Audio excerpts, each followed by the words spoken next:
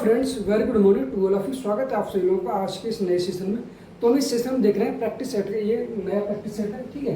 तो शुरू करें। पहला सवाल दिया गया कि यदि ए बी का 95% है तो ए का कितना प्रतिशत बी है, ठीक है। तो यहाँ दिया गया ए जो है बराबर बी का 95% है, ठीक है। परसेंट आएगा तो नीचे आ जाएगा 100, ठीक है। तो अब पूछा गया है कि ए का कितना प्रतिशत बी है, ठीक है। तो यहाँ से सॉल्व करेंगे तो b बराबर कितना हो जाएगा a गुणा 100/95, ठीक है। यहाँ पूछा है कि कितना प्रतिशत है, तो परसेंट लगा कितना 100, ठीक है। अब b/a बराबर कितना हो जाएगा, ये सॉल्व करें 5 से काट देंगे से, तो 5 से काट 5 का 5 5 नहीं 45 और 5 नहीं 10, यानी कि 20 में कितना हो जाएगा 2000/19, ठीक है। 19 का भाग देंगे तो 19 से कम 19, ठीक है। और 19 जीरो हो जाएगा, 19 पंजे 95, ठीक है। कितना हो जाएगा 5, तो कितना हो जाएगा 105 सही, ठीक है। 105 सही 5/19%, ठीक है। तो इस सवाल का आंसर कितना हो जाएगा, ऑप्शन नंबर डी, ठीक है।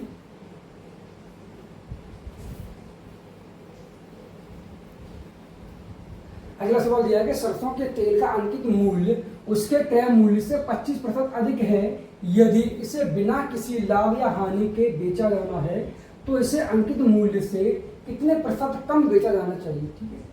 सवाल नंबर दूसरा है, यहाँ दिया गया है कि अंकित मूल्य उसके क्रय मूल्य यानी कि सीपी जो है वो एमआरपी से, ठीक है, अंकित मूल्य उसके क्रय मूल्य से कितना अधिक है, ठीक है। 25% की फ्रैक्शन वैल्यू कितनी होगी 1/25 1/4, ठीक है। सीपी कितना है 4 है, तो एमआरपी कितना हो जाएगा 5, ठीक है, ठीक। एक ज़्यादा हो जाएगा। तो यह पूछा गया है कि यदि इसे बिना किसी लाभ या हानि के बेचा जाना हो, ठीक है। एसपी, ठीक है। सीपी जो है वो एसपी मतलब 4 रुपए की वस्तु लेके आए, बगैर किसी लाभ या हानि के बेचा जाना हो, 4 रुपए की चीज को 4 रुपए में बेचा जाए, तो यहाँ पर क्या हुआ, ना तो लाभ हुआ ना हानि हुई है, ठीक है।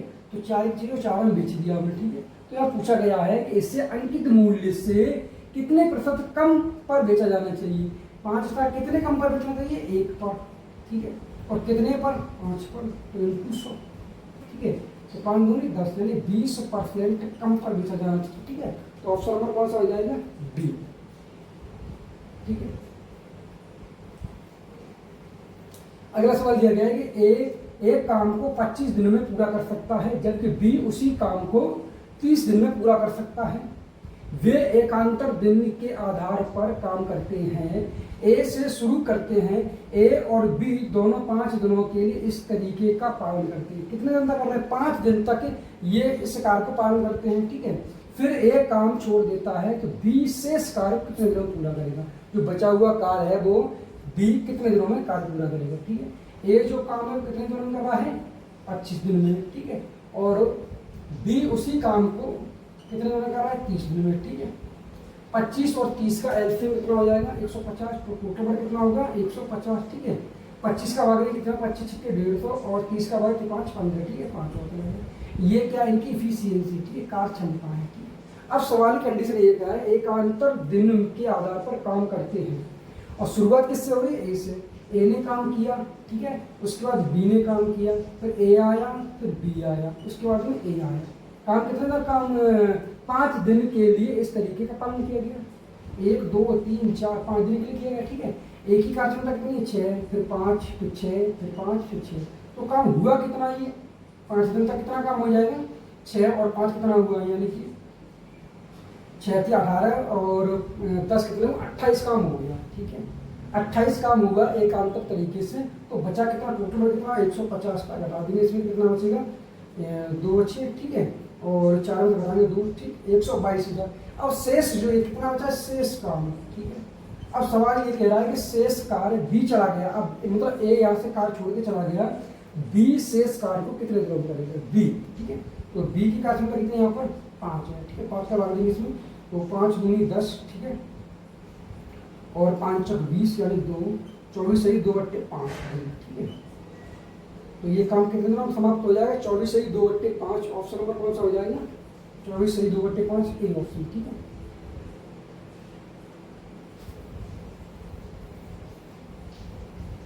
अगला सवाल दिया गया है कि अपनी यात्रा के एक भाग के रूप में एक व्यक्ति 80 किलोमीटर प्रति घंटे की चाल से 120 किलोमीटर की यात्रा करता है, ठीक है। अगले 100 किलोमीटर की यात्रा 40 किलोमीटर प्रति घंटे की चाल से करता है और 75 किलोमीटर प्रति घंटे की चाल से प्रारंभिक स्थान पर वापस आता है। पूरी यात्रा में व्यक्ति की औसत चाल क्या है, ठीक है। तो लगभग पूछा गया, ठीक। जो 80 किलोमीटर प्रति घंटे की चाल से जा रहा है कितना, 120, यानी कि 120 किलोमीटर की जो दूरी है वो कितनी चाल से जा रहा है, 80 किलोमीटर प्रति घंटे की चाल से।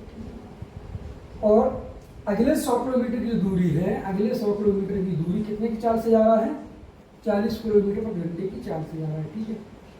और वापस कितने आ रहा है, ये जा रहा है, ठीक है, वापस आ रहा है ये 75 किलोमीटर प्रति घंटे की चाल से वापस आ रहा है, ठीक है। हमें औसत एवरेज निकालना, एवरेज स्पीड, ठीक है। एवरेज स्पीड क्या है, टोटल टाइम, ठीक है, टोटल डिस्टेंस, ठीक है, T D, total distance upon total, ठीक है, टोटल टाइम, ठीक है। अब तो टोटल डिस्टेंस कितनी आएगी, 120 और 100 और दोनों को ऐड करके कितना हो जाएगा, यानी कि 220, ठीक है। दोनों को ऐड करके 220 और 220 गया, ठीक है, 220 आया, कि टोटल डिस्टेंस कितनी हो जाएगी, 420, ठीक है। अब हमें निकालना टाइम, ठीक है। तो टाइम कैसे निकालेंगे यहाँ से, टी बराबर कितना होगा यहाँ से, यानी कि 120 किलोमीटर की यात्रा कर रहा है 80 किलोमीटर घंटे में प्लस, और 100 किलोमीटर की यात्रा 40 किलोमीटर घंटे में, और 220 किलोमीटर की यात्रा कितने, 75 में, ठीक है। सॉल्व कर लेंगे इसे, तो इसे 0 से 0 कट जाएगा और 4 से काट लेंगे, 4 की 12 और 4 दूनी 8, यानी 3/2, ठीक है, प्लस 0 से 0 कट जाएगा, 5/2 हो जाएगा, ठीक है, प्लस ये से सॉल्व करेंगे तो 5 से काटेंगे, 5 चौक 20 और 5 चौक 20, ठीक है। इससे 5 से काट देंगे तो 15 बार कट जाएगा, ठीक है। तो 44 बार कितने में हो जाएगा, 44/15, ठीक है। अब ये कितना हो जाएगा, 2 और ये कितना 8/2, यानी 4 हो गया, ये 4 प्लस ये कितना होगा 15 चौक 60, ठीक है, 60 प्लस 44/15, ठीक है।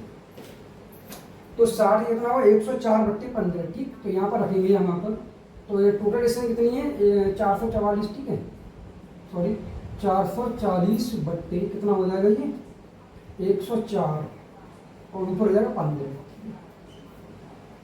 अब इसको सॉल्व कर लेंगे, ठीक है।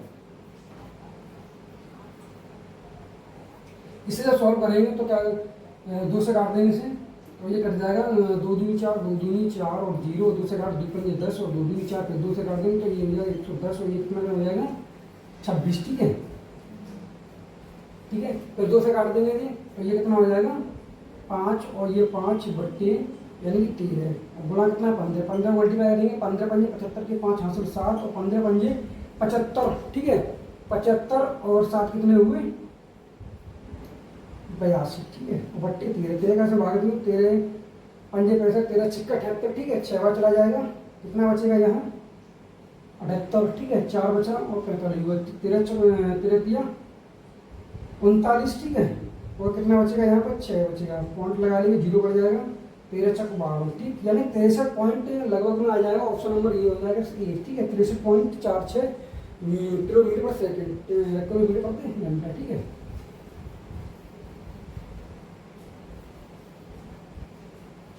अगला सवाल दिया गया है कि 8 पुरुष एक कार्य को 45 दिनों में पूरा कर सकते हैं, 8 महिलाएं उसी कार्य को 18 दिनों में पूरा कर सकती हैं, जबकि 5 पुरुष 8 महिलाएं मिलकर उसी कार्य को कितने दिनों में पूरा कर लेंगे, ठीक है।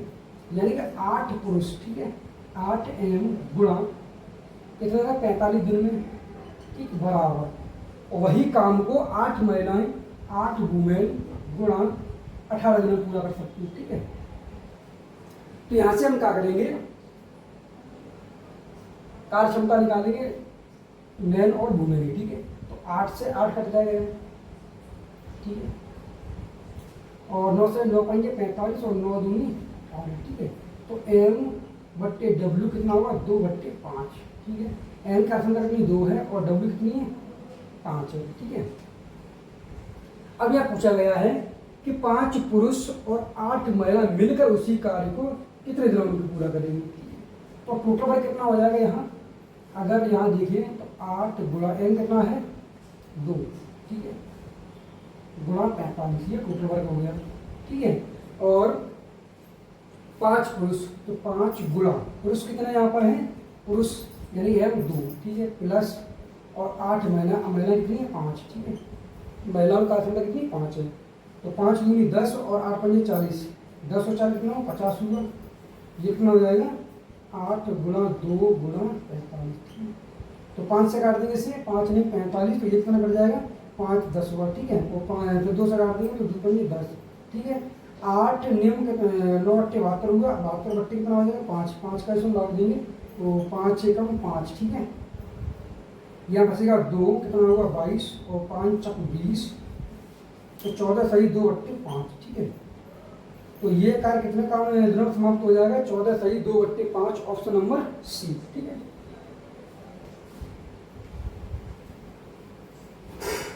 अगला सवाल दिया गया है कि 2 की पावर 6 सॉरी अगला सवाल 6वां दिया गया कि 6 की पावर 25 और प्लस 6 की पावर 26 प्लस 6 की पावर 27 प्लस 6 की पावर 28 निम्न में से किस संख्या से विभाज्य, ठीक है। यहाँ से हम क्या करेंगे 6 की पावर 25 कॉमन ले लेंगे, ठीक है, तो 6 की पावर 25 कॉमन लेंगे तो क्या बचेगा, यहाँ बचेगा 1 प्लस यहाँ बचेगा 6 प्लस यहाँ कितना बचेगा 6 की पावर 2 तो 36, ठीक है, प्लस यहाँ कितना बचेगा 6 की पावर 3 यानी कि 36 और गुणा 6 करेंगे तो 216, ठीक है। अब इन सबको ऐड करेंगे तो कितना होगा 6 और 6 कितना 12, 12 और 6 कितना 18 और 19 के 9 हासिल कितने हुए 1 और 3 कितने हुए 4 और 5, ठीक है, और ये 2, ठीक, और 625। अब निम्न में से किस संख्या से विभाज्य है, तो यहाँ देखेंगे किससे विभाज्य हो रहा है 269, ठीक है, तो ऑप्शन नंबर कौन सा है बी। अगला सवाल देखते हैं, 7वां दिया गया है कि यदि एंगल सी इक्वल टू दिया है एंगल जेड, ठीक है, और ए सी इक्वल टू दिया एक्स जेड, दो साइड है, साइड की बराबर दे रखी, ठीक है, तो त्रिभुज ए बी सी और त्रिभुज एक्स वाई जेड के सर्वांग सम होने के लिए निम्नलिखित में से कौन सी शर्तें आवश्यक है, ठीक है। तो यहाँ पर 2 त्रिभुज दिए गए हैं, एक त्रिभुज ये है और एक त्रिभुज ये दिया गया है, ठीक है, एक त्रिभुज है ए बी और सी और एक त्रिभुज है एक्स वाई जेड, ठीक है। अब इस त्रिभुज में कहा गया है कि एंगल सी और एंगल जेड कैसे इक्वल है, ये एंगल इस एंगल के बराबर है, ठीक है, और यहाँ कहा गया है कि ए सी जो साइड है भुजा ए सी ये वाली भुजा है इस भुजा के बराबर है, ठीक है, और ये कह रहे हैं कि त्रिभुज ए बी सी और त्रिभुज एक्स वाई जेड के लिए ये सर्वांग सम ये कैसे कॉन्ग्रुएंट है, ठीक है, सर्वांग सम है, और पूछा गया है कि कौन सी शर्तें आवश्यक है, ठीक है।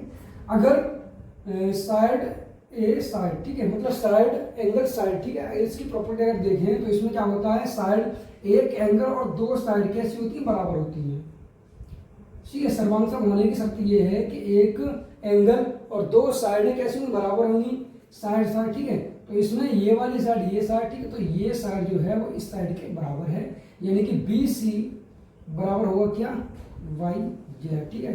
तो इस सवाल के लिए आंसर कितना हो जाएगा ऑप्शन नंबर ए, ठीक है, यानी B C equal to Y Z.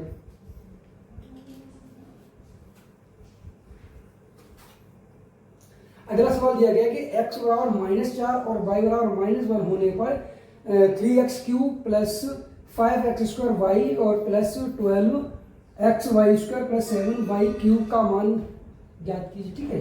तो यहाँ पे x की वैल्यू -4 और y की वैल्यू -1 रखनी है, ठीक है, यहाँ रखेंगे तो क्या होगा 3 गुणा यहाँ कितना है x की पावर 3 है, ठीक है, तो -4 की पावर 3 करेंगे तो 4 चक 16 और 16 चक 64, ठीक है, 3 बार गुणा करेंगे तो क्या होगा माइनस आ जाएगा, यानी कि माइनस के 64, ठीक है, और प्लस का साइन लगा लेंगे, ठीक।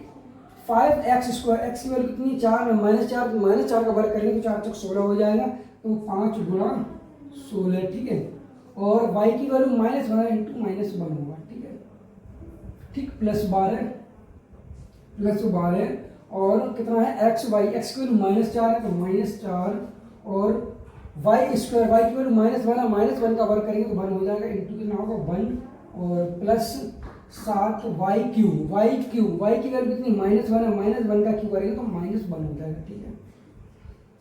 अब सॉल्व कर लेंगे तो गुणा करेंगे 3 का करेंगे 4 तो 3 चक 12 की 2, ठीक है, आंसर 1 और 6 18 और 1 19, ठीक है, यानी कि माइनस मान हो जाएगा, ठीक है। और ये क्या है, 16 पानी 80, ये माइनस चला तो माइनस के 80 हो जाएंगे, ठीक है। और 12 के 48 माइनस के 48 हो जाएंगे, ठीक है। और यह कितना माइनस के 7, इन सभी को ऐड कर लेंगे तो देखो, यानी कि 7 और 8 कितने हुए 15, ठीक है। 15 और 2 17 के 7 हाथ कितने हुए 1, ठीक। यहाँ 4 है और ये 8 है, 8 4 कितने हुए 12, 12 और 9 कितने हुए 21, 21 और 1 कितना हो जाएगा 22, ठीक है। 22 के 2 हाथ से कितने हुए 2, 2 और 1 3, यानी माइनस के 327। ऑप्शन नंबर कौन सा हो जाएगा, ऑप्शन नंबर डी।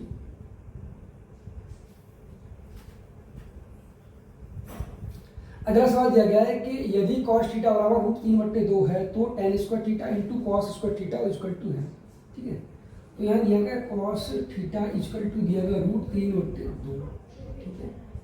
ये अगर देखें, ये अगर थीटा है, ठीक है, तो ये क्या है परपेंडिकुलर, ये है हाइपोटेन्यूस और ये क्या है बेस, ठीक है, आधार। और यहाँ पर दिया गया है क्या कि ये क्या है बेस, ठीक है, और ये क्या है हाइपोटेन्यूस। ये है 2 और ये कितना है बेस कितना दिया √3। हमें इसकी वैल्यू चाहिए तो क्या होगा, यहाँ से घटा देंगे, यानी कि 4 माइनस 3 करेंगे तो कितना 1, पी की वैल्यू कितनी है 1, ठीक है। तो यहाँ पूछा गया tan स्क्वायर थीटा, तो tan की वैल्यू कितनी हो जाएगी, tan थीटा की वैल्यू यहाँ से 1/√3 का वर्ग कर देंगे, ठीक है, इंटू cos थीटा की वैल्यू कितनी है √3/2 का वर्ग, ठीक है। तो यहाँ कितना हो जाएगा 1/3 गुणा 3/4, ठीक है, ये कट जाएगा, ठीक है। तो 1/4, इस सवाल का आंसर क्या हो जाएगा 1/4, ऑप्शन नंबर सी, ठीक है। अगला सवाल यह है कितने समय में 4% वार्षिक दर से 10,000 रुपए पर उतना ही ब्याज प्राप्त होगा जितना 5% साधारण ब्याज दर पर 4 वर्ष में 8,000 रुपए प्राप्त होता है, ठीक है।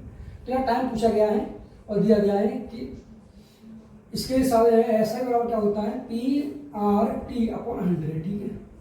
यहाँ दिया गया है P प्रिंसिपल कितना दिया गया 10,000 रुपए, ठीक है, गुणा R की वैल्यू दर कितनी देगी 4% और गुणा T यहाँ से निकालना है इंटू 100/100, ठीक है, बराबर यहाँ पर दिया गया है कितना 8,000 रुपये प्रिंसिपल और दर दी कितनी 5 और समय दिया गया है 4 वर्ष, ठीक है, /100। तो ये कट जाएगा इससे, ठीक है। तो ये कितना 8,000 यहाँ पे, ठीक है, 1 2 3 यहाँ 3 0 कट जाएंगे, ठीक है, और 4 से 4 कट जाएंगे यहाँ, ठीक है। यहाँ काट देंगे 5 से 5 5 9 10 और 2 से काट देंगे 4 बार, ठीक है। तो टी की वैल्यू कितनी है 4 वर्ष, ठीक। तो इस सवाल का आंसर क्या हो जाएगा ऑप्शन नंबर डी। अगला सवाल दिया गया है यदि 4 संख्याएं 39, 117, 17 और y समानुपात है तो y की वैल्यू क्या है, यानी फोर्थ प्रपोर्शन पूछा गया है, ठीक है। अगर a, b, c दिया गया हो और फोर्थ प्रपोर्शन पूछा गया, ठीक है, कि या d या y की जो d पूछा जाए यहाँ पर, ठीक है, तो क्या होगा BC/A, ठीक है। यहाँ कितना है 117 गुणा 17/39, ठीक है। तो 13 दिया 39 और 13 9 117, ठीक है, 3 से काटे 3 3 का 9 और 3 गुणा 17 करेंगे 17 दिया 51, ठीक है। तो इस सवाल का आंसर क्या होगा 51, ऑप्शन नंबर बी। अगला सवाल दिया गया है यदि 7b - 1/4b बराबर कितना है 7 है तो 16b² प्लस 1/49b² का मान ज्ञात कीजिए। तो यहाँ पर क्या है 16b है और यहाँ कितना है 7b है और यहाँ कितना 4b है, यहाँ कितना 49b है। तो इसमें हम क्या करेंगे, यहाँ पर 4/7 का मल्टीप्लाई कर लेंगे, ठीक है। तो 4/7 का दोनों तरफ मल्टीप्लाई करेंगे, कितना होगा 7b और -1/4b बराबर कितना है, बराबर दिया गया है 7, तो 7 गुना 4/7। अब यहाँ से ये तो कट जाएगा, ठीक है, यहाँ से मल्टीप्लाई करें 7 7 कट जाएगा कितना 4b और माइनस यहाँ कितना बच जाएगा, यहाँ बचेगा 1/7b बराबर 4, ठीक है। अब दोनों तरफ कर देंगे वर्ग, तो क्या होगा इसका वर्ग करेंगे होल स्क्वायर हो जाएगा, ठीक है। वर्ग करेंगे तो 4 × 16 b² और प्लस 1/49b² और माइनस 2 गुणा 4b, ठीक है। तो 4 गुणा और 1/7b तो b से b कट जाएगा, ठीक है, 1/7 इसका वर्ग करेंगे 4 चक 16, ठीक है। अब हमें वैल्यू चाहिए कितने 16 B square plus 1/49 B square, ठीक है, बराबर 16, ये इधर ले जाएगा तो प्लस का हो जाएगा, ठीक है, कितना होगा 4 दूनी 8/7, 16 सत्ते कितना होगा 112, 112 में जब 8 जोड़ देंगे कितना हो जाएगा 120/7, ठीक है। तो इस सवाल का आंसर है 120/7, ऑप्शन नंबर ए, ठीक है।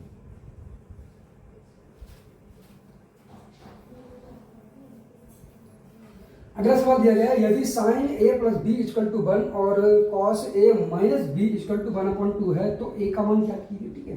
तो यहाँ दिया गया है sine a plus B equal to 1 sine कितने की वैल्यू होती है, साइन 90 की वैल्यू होती है, ठीक है, साइन 90, और दिया गया cos a minus B equal to कितना है 1/2, तो कॉस 1/2 की वैल्यू कितनी होती है कॉस में, तो कॉस 60 अंश, ठीक है, साइन से साइन खत्म हो जाएगा और कॉस से कॉस खत्म हो जाएगा, कितना हो जाएगा a plus B equal to 90 अंश और a minus B equal to कितना हो जाएगा 60 अंश, दोनों को ऐड कर देंगे तो क्या होगा ये इससे कट जाएगा, ठीक है, तो 2a बराबर कितना होगा 150, ठीक है, और a की वैल्यू यहाँ से निकालेंगे तो 150 का आधा कितना होगा 75 अंश, ठीक है।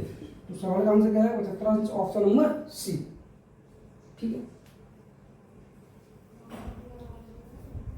अगला सवाल दिया है कि 900 मीटर लंबी एक ट्रेन 108 किलोमीटर प्रति घंटे की चाल से चल रही है और 900 मीटर लंबे प्लेटफॉर्म को पूरी तरह से पार करने में इस ट्रेन को कितना समय लगेगा, ठीक है, टाइम पूछा गया है और ये समझिए एक ट्रेन दी गई है, ठीक है, इसकी जो लंबाई कितनी लंबाई दी गई है, इसकी लंबाई दी गई है कितनी 900 मीटर, ठीक है, और यहाँ दिया गया प्लेटफॉर्म, ठीक है, इसकी जो लंबाई वो कितनी है 900 मीटर है।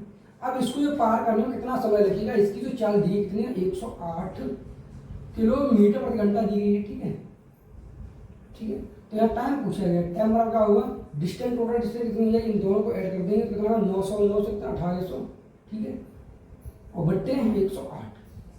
अब ये जो दूरी दी गई किसमें दी मीटर में और चाल किसमें दी किलोमीटर प्रति घंटा में और पूछा गया है सेकंड में, तो इसको हम चेंज कर लेंगे, ठीक है, 5/18, 18 का भाग देंगे तो 18 छिक्के 108, ठीक है, और 6 पंजे 30, ठीक है, 30 का भाग 0 से 0 कट जाएगा और 3 18 यानी कि 60 सेकंड, तो इस सवाल का आंसर क्या है 60 सेकंड, ऑप्शन नंबर ए, ठीक है।